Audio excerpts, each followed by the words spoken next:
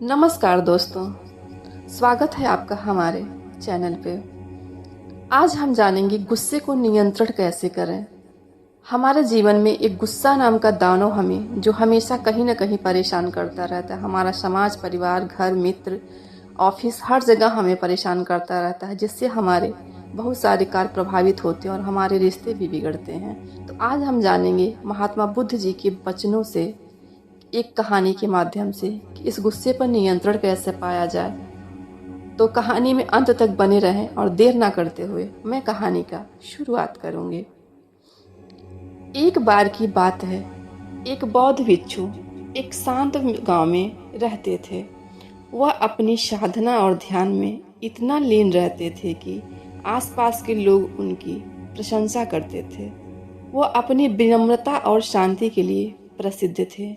गांव के एक कोने में एक व्यक्ति था जो बहुत गुस्सैल स्वभाव का था। उसे भिक्षु की शांत और स्थिर प्रवृत्ति पसंद नहीं आती थी। उसे लगता था कि कोई इतना शांत और धैर्यवान कैसे हो सकता है। उसने भिक्षु को क्रोधित करने का निर्णय लिया। एक दिन वह व्यक्ति भिक्षु के पास आया और उसे अपशब्द कहने लगा।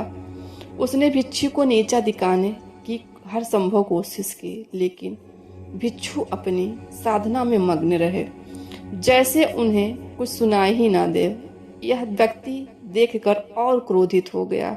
उसने और अधिक अपमानजनक बातें कही, लेकिन भिक्षु ने कोई प्रतिक्रिया नहीं दी। अंततः वह व्यक्ति थककर चिल्लाया, क्या तुम्हें मेरी बात सुनाई नहीं दे रही है? मैं तुम्हें अपमानित कर रहा हूँ और तुम कुछ भी नहीं कह रहे हो। तुम्हें गुस्सा क्यों नहीं आ रहा है?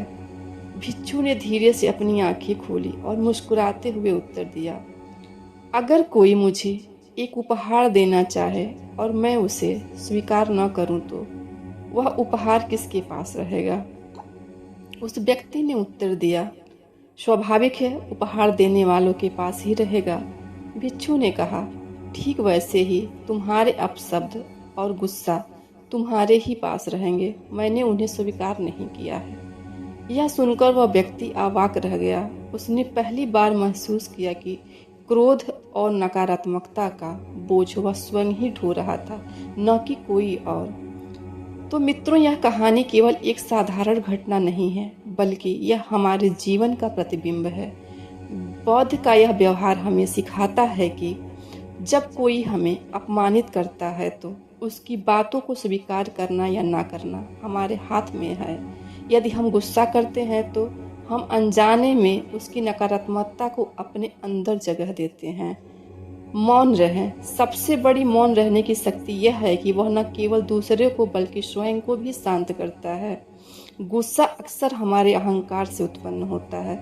जब हम यह समझ जाते हैं कि दूसरे के शब्द हमें परिभाषित नहीं करते, तो हमारा अहंकार कमजोर हो जाता है और गुस्सा समाप्त हो जाता है। भिक्षु ने भी हमें यही सिखाया कि शांति और धैर्य केवल अभ्यास से संभव है। यह जीवन के हर क्षेत्र में उपयोगी होता है। तो गुस्सा एक ऐसा भाव है जो न केवल हमारे मन को अशांत करता है, बल्कि हमारे शरीर और संबंधों पर भी नकारात्मक प्रभाव डालता है। तो इस कहानी से हमें ये सीख मिली मित्रों कि गुस्सा कैसे छोड़ना है। तो बौद्ध के विचारों को अपने जीवन में अपनाएं और अपने गुस्से को आज से ही छोड़ने का प्रण लें। गुस्सा छोड़ना केवल एक आदर्श नहीं है, बल्कि यह जीवन का महत्वपूर्ण हिस्सा है। बौद्ध जी ने भी यह कहानी हमें याद दिलाई कि गुस्सा केवल हमारे अहंकार का अज्ञानता का प्रतीक है। जब हम गुस्से को छोड़ने का अभ्यास करते हैं तो हम अपने भीतर की शांति और संतोष को प्राप्त करते हैं। भिक्षु की तरह हमें भी अपने जीवन में गुस्से को त्याग कर धैर्य और शांति को अपनाना चाहिए। यही सच्चा सुख और संतोष है। बुद्धम शरणम गच्छामि। आशा है कि आपके जीवन में ये कहानी प्रेरणादायक बन के आई होगी और आपको कुछ सीख दे के गई होगी। फिर मिलेंगे नेक्स्ट एपिसोड में। तब तक के लिए आप सब को बुद्धम शरणम गच्छामि।